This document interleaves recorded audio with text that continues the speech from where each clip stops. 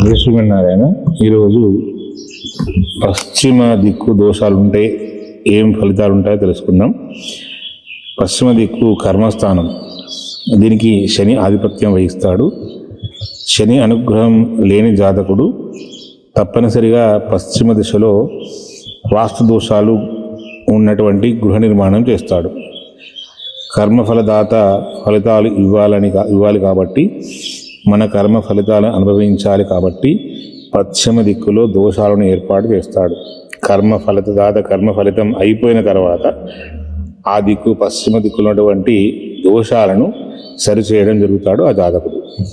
అదేవిధంగా వాయువ్య దోషాలు, ఈ వాయువ్య దోషాలు శుక్ర చంద్రుల కలయిక ద్వారా సప్తమ స్థానంపై పాపగ్రహాల దృష్టి, లేదా సప్తమాధిపతి చెడిపోవడం, లేదా ధనస్థానాధిపతి నీచపడడం, దీని ద్వారా ప్రేమ వ్యవహారాలు, ఆత్మహత్యలు, ఉన్న ఆస్తులు అమ్ముకోవడం, అక్రమ సంబంధాలు, లేచిపోయి ప్రేమ వివాహాలు చేసుకోవడం, ఆస్తులు అమ్ముకోవడం, మానసిక అశాంతి, ఇవన్నీ జరగాలంటే తప్పనిసరిగా జాతకంలో ఉన్నటువంటి గ్రహ యోగాలను అనుసరించి ఉత్తర వాయువ్య దోషాలతో గృహ నిర్మాణం చేయడం ఆ జాతకుడు చేస్తాడు.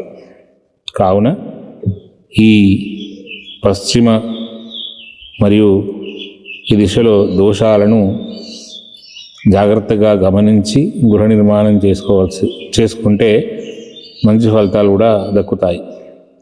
జై శ్రీమన్నారాయణ.